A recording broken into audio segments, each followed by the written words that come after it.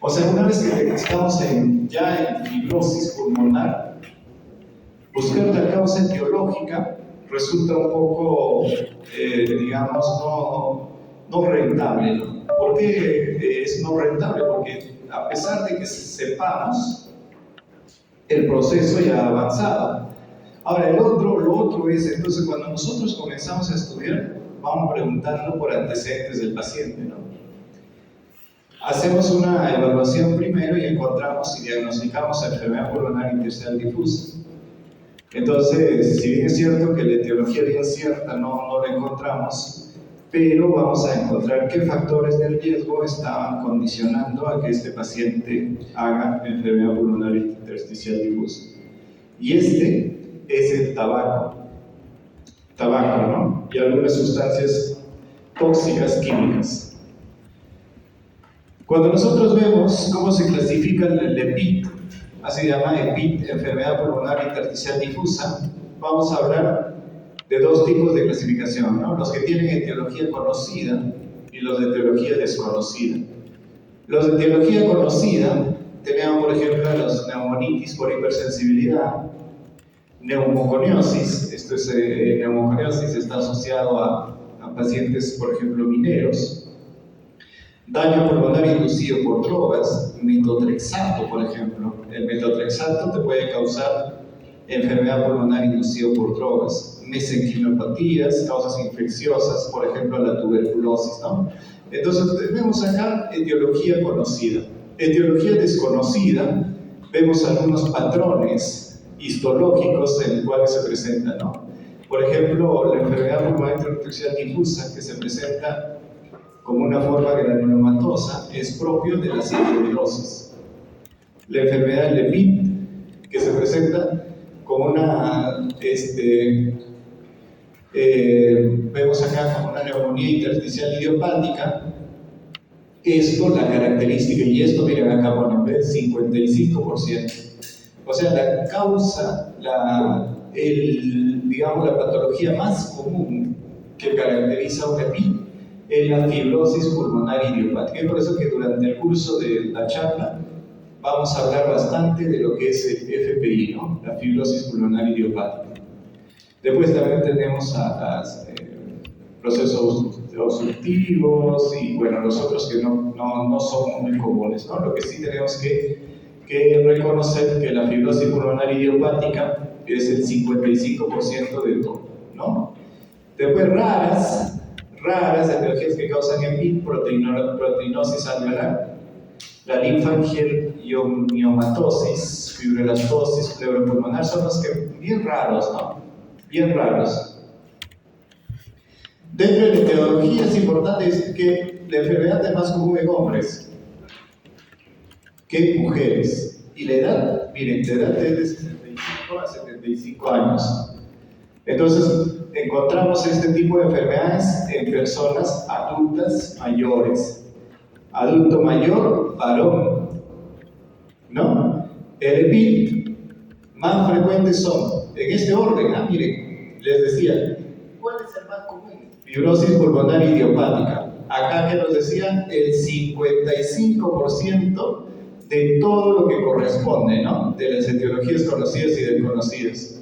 Fibrosis pulmonar idiopática, sigue la sarcoidosis, que es una enfermedad granulomatosa que te lleva a la fibrosis pulmonar, te lleva al EPID, ¿no?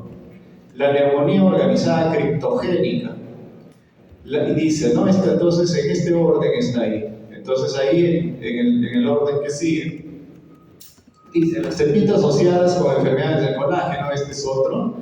Por ejemplo, las EPID asociadas a artritis reumatoide, que te puede causar EPID, y la neumonitis por hipersensibilidad. Entonces, el más común es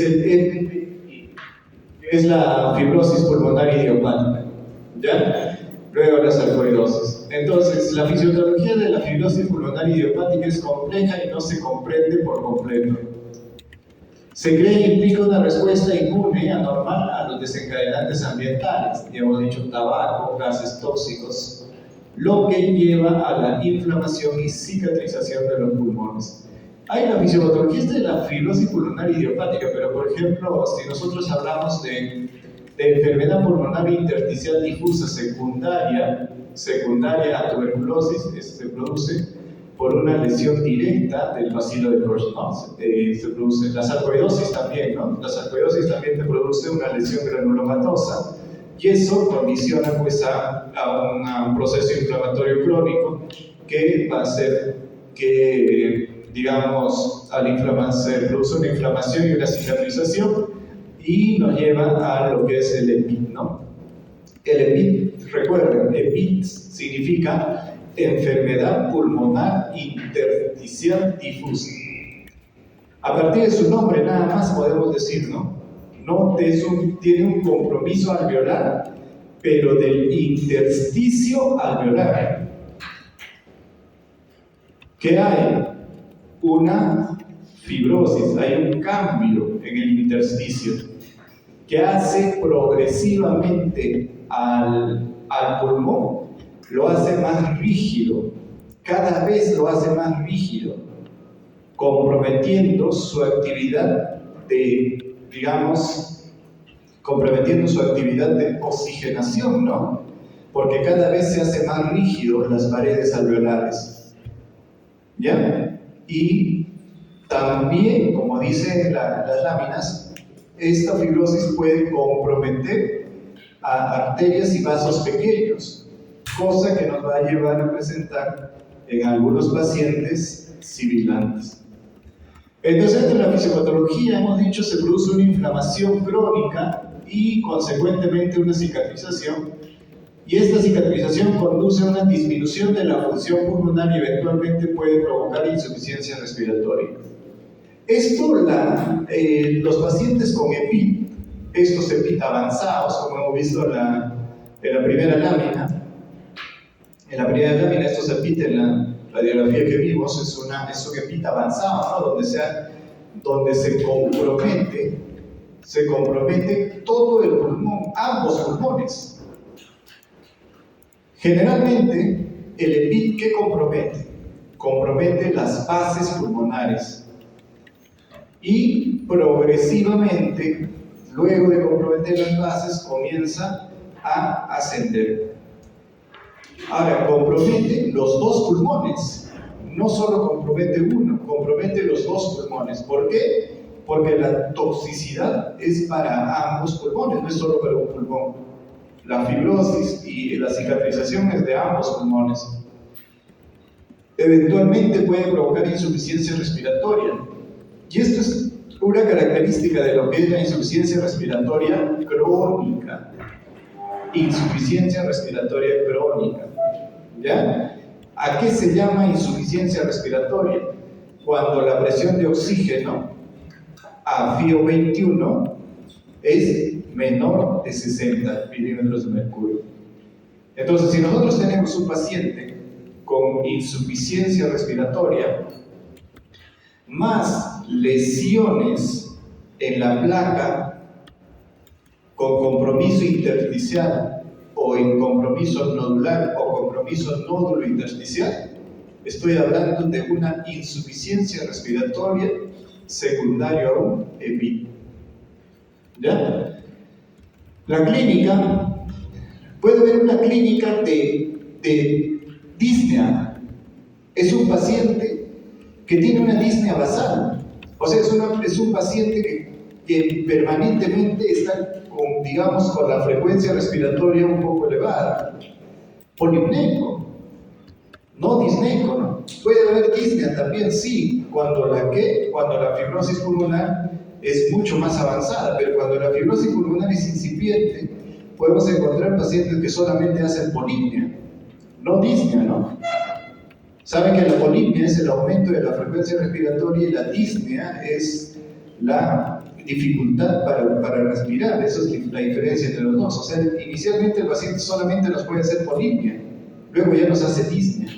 Esos cambios suceden de acuerdo al compromiso pulmonar del paciente. Entonces puede haber disnea, ¿no? Puede haber tos. Eso sí es otra característica, ¿no? En algunos puede haber tos con contenido, o sea, tos rumorosa, puede haber tos productiva. Entonces, tanto así, pero más eso se ve, más una tos productiva se ve en el EPOC, ¿no? Pero en el EPIC, lo que se ve es un paciente con tos seca. Y si esta estuviese productiva, hablaríamos de una coloración clara, un esputo claro, que se haría infeccioso si este esputo cambia al color verde o cambia hacia un color herrumbroso, ¿no? Medio plomo. Entonces, este paciente, ¿qué es lo que está haciendo? Está haciendo una infección de su proceso, de su enfermedad pulmonar intersticial difusa. ¿Ya? Entonces, otro, fatiga secundario pues, a la fibrosis y la pérdida de peso. Esto también es característico, ¿no?, de la fibrosis pulmonar. Otros síntomas que podemos encontrar: dolor torácico, dolor muscular, y esto en la clínica, esto es un signo, vamos a encontrar crujidos a la auscultación. Estos crujidos de la auscultación de la fibrosis pulmonar o del EPI, los crujidos los vamos a encontrar mayormente en las bases de ambos campos pulmonares. ¿Qué es un crujido?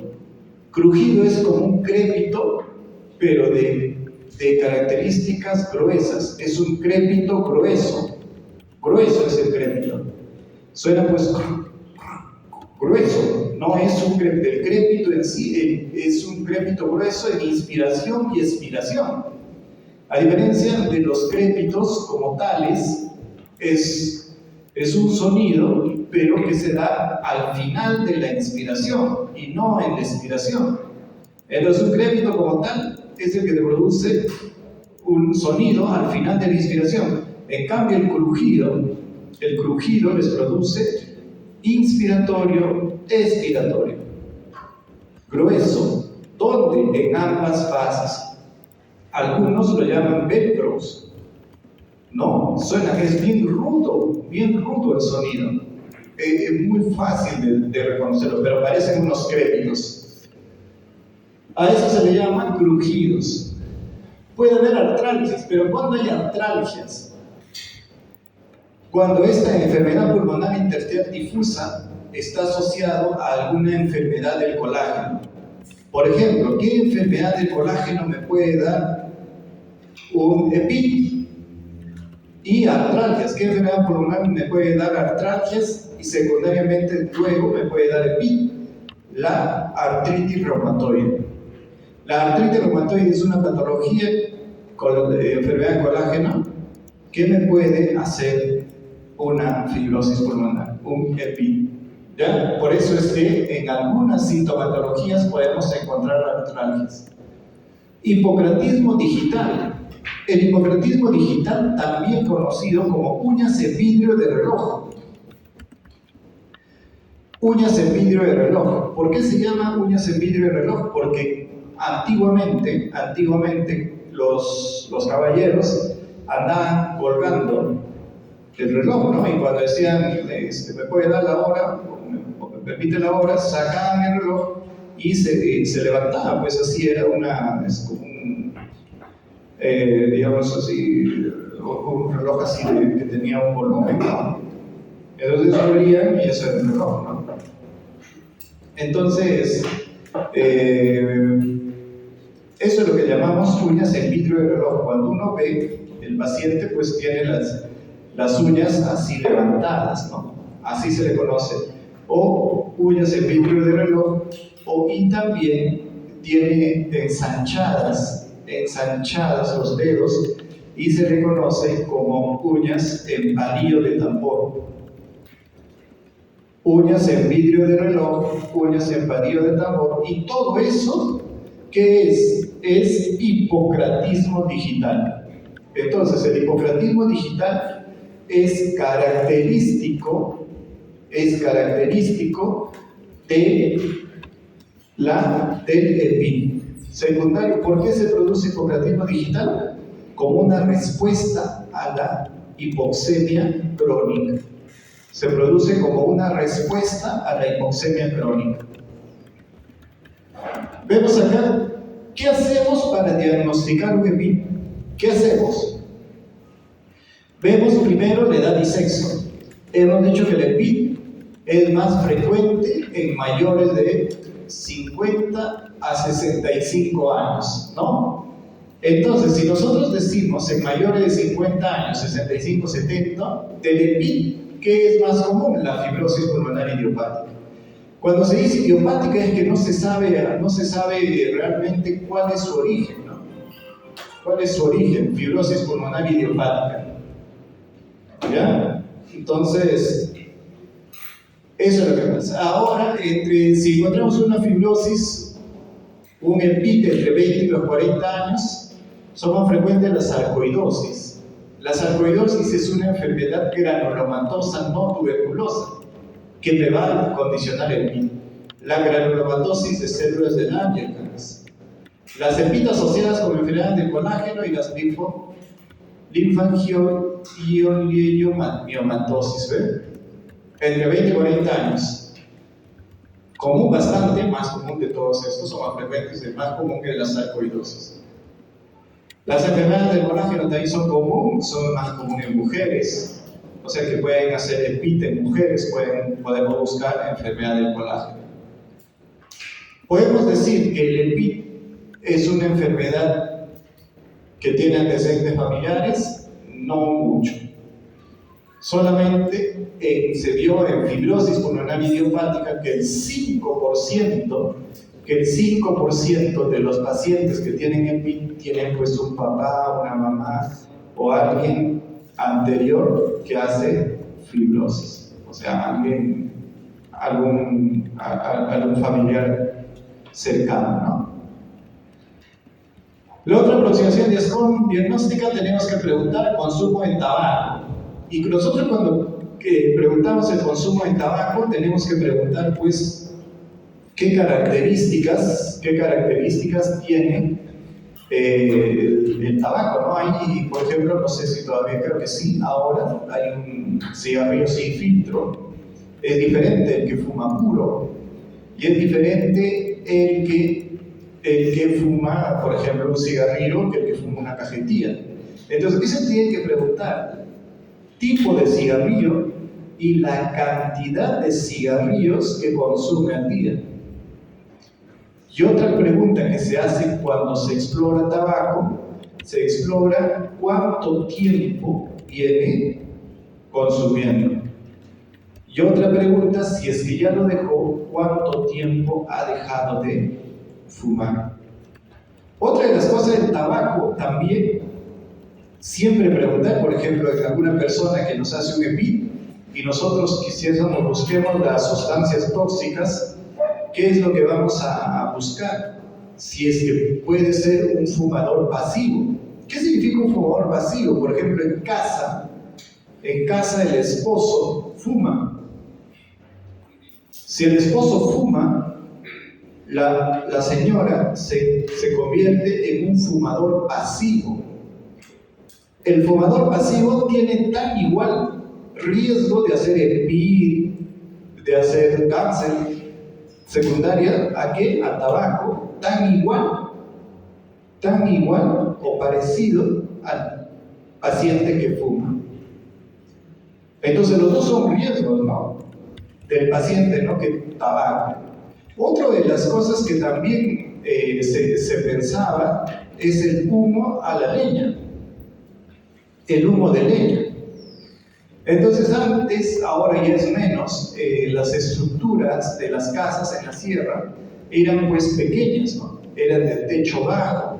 ¿Por qué? Por el frío del techo bajo y de unas ventanas pequeñas.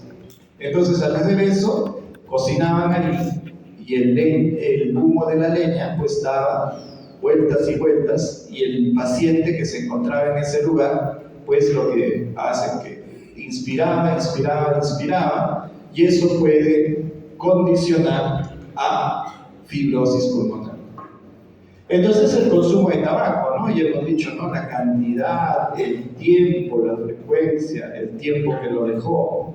Tanto si dicen que la toxicidad a veces disminuye o varía o desaparece al momento que dejemos el tabaco, pero cuando la lesión ya se produjo.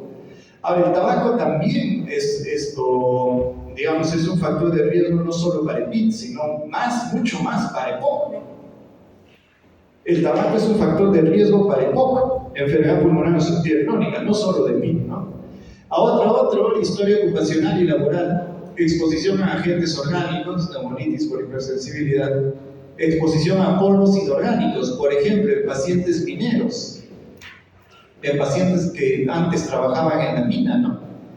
Neumoconiosis, tanto así que las empresas antiguas, porque ahora ya tienen mayor protección, tanto así que las empresas antiguas decían que el minero se tenía que jubilar a los 40 años. ¿Por qué se jubilaba el minero a los 40 años? Porque durante aproximadamente 20 años de su vida estaba expuestos a polvos inorgánicos. Y estos polvos inorgánicos, ¿qué han condicionado en su pulmón? Un deterioro funcional y estructural. Entonces un paciente pues a los 40 años ya está con compromiso pulmonar intersticial. Entonces obviamente ya es un paciente comprometido, ¿no?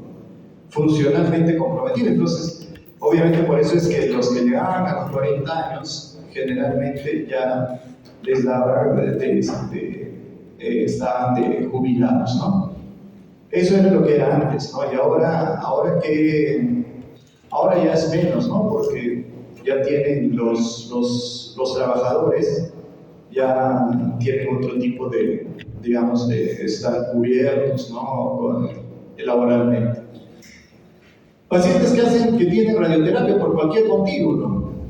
También nos pueden hacer fibrosis, enfermedades sistémicas, enfermedades del colágeno, manifestaciones extrapulmonares, por ejemplo, ya les dije, la artritis reumatoide, puede preceder en años a las manifestaciones extrapulmonares de las enfermedades del colágeno. O sea, por ejemplo, una artritis en el tiempo solamente puede, digamos, manifestarse como enfermedad pulmonar intersticial difusa, pero para posteriormente. Pero eso es lo menos común, ¿no? Lo más común es que el paciente con artritis tenga lesiones en las manos, lesiones en la columna cervical y lesiones, pues, en el pulmón. ¿Qué pedimos en el análisis sanguíneo? Tenemos que pedir eosinófilos para buscar eosinofilias pulmonares, hipercalciuria, hipercalcemia, la sarcoidosis, aumento de DHL, la proteinosis alveolar. Miren, anticuerpos dermatomiositis, polimiositis, factor reumatoide, voy a pedir sospechando que si es EPIT es secundario a una artritis. Anticuerpos anticiclurinados, que es mucho más específico que el factor reumatoide, si sigo sospechando en artritis reumatoide. Si sospecho en un lupus que me ha llevado a fibrosis, anticuerpos antinucleares, ¿no? Antitisulares, el perfilena, esclerosis sistémica progresiva, y así tenemos una suerte de muchos, sí, pero ¿cuándo pedimos cada uno de estos? Cuando empezamos a sospechar con nuestra clínica algún diagnóstico de estos. Cuando yo sospecho algún diagnóstico de estos, pido el examen de sangre que corresponde. ¿Cómo yo llego a sospechar de estos? Con la clínica que me dicen. Tengo un paciente que me viene por disney y con lesiones en la radiografía o en la tomografía compatibles con EPIT. Tengo que ir para atrás para buscar qué pasó. Puedo decir que está asociado a muchas causas, ¿no? Muchas causas. Y dentro de ellos que está, por ejemplo, asociado a la toxicidad, ya tengo definido. Si no está asociado al tabaco, por ejemplo, no está asociado al tabaco, puede estar buscando otras cosas. Al humo de la leña, nada. Entonces sigo buscando mujer joven que me está haciendo un EPIT. Entonces esto puede estar asociado a una enfermedad del colágeno, lupus, artritis, esclerodermia, ¿no? Paciente con fibrosis pulmonar o EPIT. Voy buscando en el pasado, digo, esto puede ser secundario a un proceso inflamatorio crónico, infeccioso inflamatorio crónico, por ejemplo, tuberculosis. Proceso granulomatoso crónico, por ejemplo, sarcoidosis. ¿Ven? Entonces son de las causas conocidas, ¿no? Pero una vez que yo descarte todas estas causas conocidas, ¿qué es lo que tengo que buscar? Las causas no conocidas. Y dentro de las causas no conocidas, el 50%, 55% no se llega a determinar. Por eso se le conoce como fibrosis pulmonar idiopática, ¿no? Entonces yo con todo esto voy pensando en alguna de estas enfermedades y le pido las alteraciones analíticas que volví a encontrar, ¿no? En el examen de sangre. También tengo que hacer estudios radiológicos. Por ejemplo, la radiografía de tórax, que eso es lo mínimo que debo de pedir, ¿no? Lo mínimo que debo de pedir es una radiografía de tórax. Ahora dicen que el gol estándar para seguimiento de PIT es la tomografía de tórax. Ese es el gol estándar. La radiografía de tórax es una entrada al estudio del paciente con el PIT, pero si nosotros quisiéramos hacer seguimiento del paciente con el PIT, ¿cómo progresa ese PIT? Entonces, ¿qué le tomamos? Tomografía de tórax. Y es una tomografía de tórax sin contraste, no necesito contraste todavía. Una tomografía sin contraste.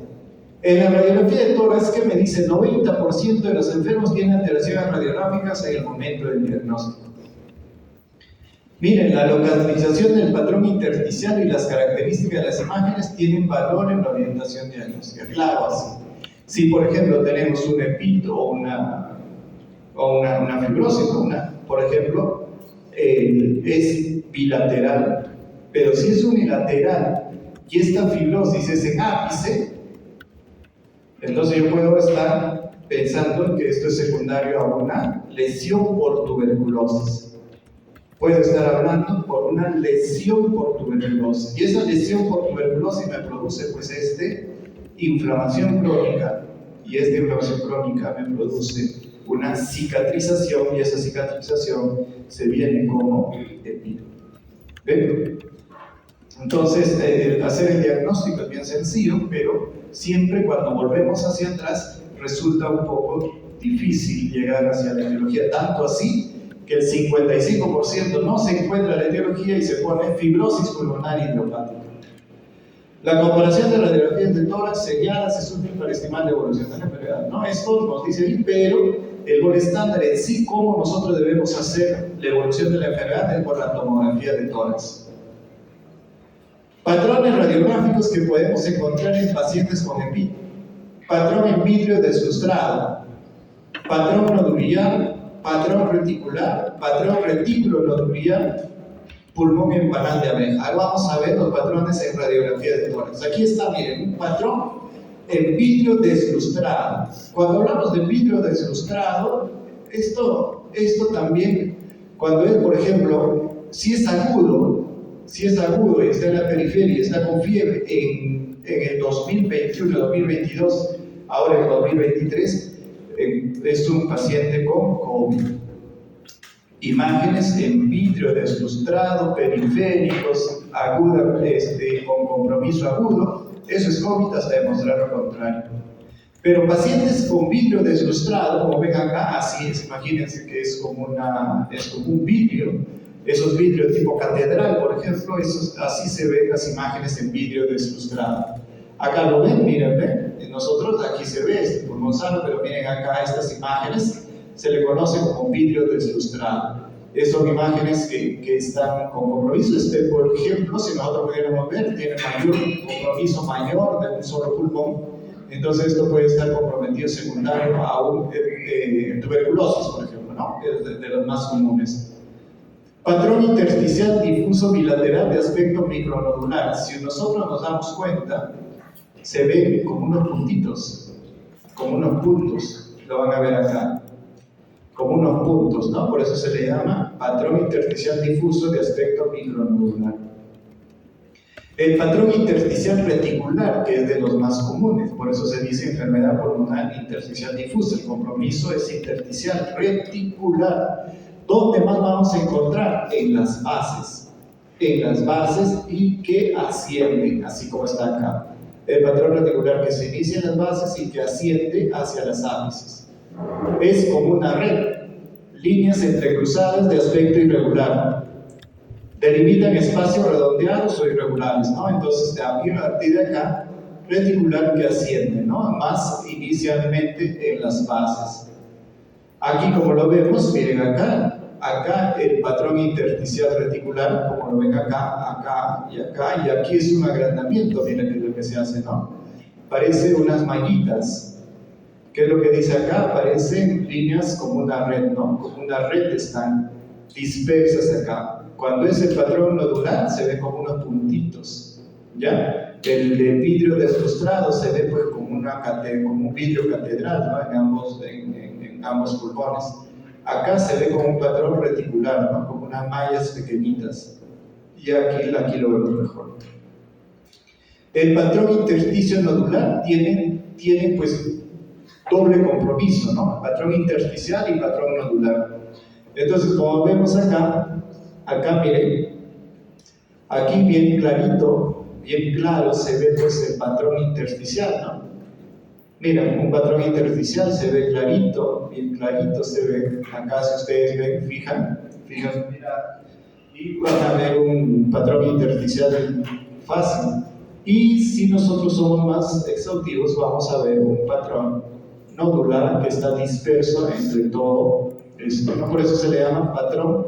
Aquí está el patrón nodular, si nosotros fuéramos, ustedes lo ven ahí también, ¿no? Por eso se llama patrón intersticio nodular.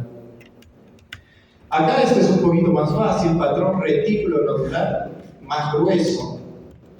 Miren, este más grueso, aquí se ve mucho mejor, aquí se ve mucho mejor, aquí ya se ve mucho mejor. Y acá, esto es un patrón en panal de abeja. Patrón en panal de abeja, ¿no? En radiografía se ve así, aquí como un panal de abeja que nosotros lo abriéramos. Y acá lo ven, acá, que están así abiertos. Patrón en panal de abeja. Estos son patrones radiográficos. Según enfermedades, la distribución del patrón radiográfico, afección predominantemente de los campos pulmonares inferiores, fibrosis pulmonar idiopática, neumonía intersticial específica, asbestosis. Cuando predomina la afección en los campos pulmonares superiores, neumonitis por hipersensibilidad, sarcoidosis, granulomatosis de células de Langerhans, si está asociado a adenopatía ciliares, sarcoidosis, por ejemplo, ¿no? Sarcoidosis es bien común. Ese es un diagnóstico diferencial cuando tenemos adenopatías mediastínicas, no solo el linfoma, puede ser un sarcoidosis también. Patrones tomográficos. Los patrones tomográficos son diversos también. Patrón en vidrio esmerilado, que son parecidos casi a la radiografía, solo que tienen, son más claras. Patrón en vidrio esmerilado, neumonía por neumocistis, hemorragia alveolar difusa, fibrosis, la fibrosis pulmonar idiopática, patrón nodular o micronodular, la sarcoidosis, la tuberculosis, patrón mosaico quístico, la bronquiolitis. Veamos acá, miren, ¿ven? Patrón en vidrio esmerilado, parecido a lo que nosotros decíamos del paciente en la radiografía, ¿no? Neumonitis por hipersensibilidad. Aquí están las imágenes en vidrio esmerilado. Acá se ve mucho mejor en vidrio deslustrado, ¿no? Aquí se ve menos, pero acá sí se ve mucho mejor. ¿Se acuerdan de la radiografía de tórax? Vamos, regresamos. ¿Ven? Miren acá en la radiografía de tórax, cosa que se repite mejor en la tomografía, ¿lo ven? Esto se llama imágenes en vidrio deslustrado. ¿Lo ven? Acá está. Patrón de fibrosis pulmonar idiopática, patrón compromiso intersticial difuso. Patrón nodular, micronodular, la sarcoidosis, miren, ¿ven? Patrón nodular, micronodular. Acá incluso nosotros podríamos decir que este es un patrón en panal de abeja. Miren, patrón en panal de abeja, pero patrón nodular, micronodular. Esto, nosotros si lo vemos bien, esto también, ustedes ven un panal de abejas, si nosotros abriéramos el panal de abeja, vamos a encontrar así, ¿no? De esta forma. Bueno, el tema es corto, pero ¿qué tenemos que resumir? Que la sarcoidosis, el EPID, ¿qué es el EPID? Son un conjunto de enfermedades respiratorias crónicas, ¿ya?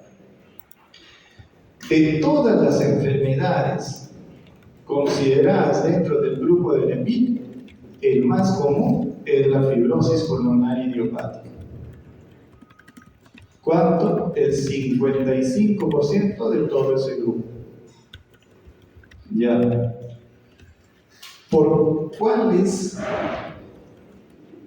la etiología más común? Como es idiopática no sabemos, ¿no?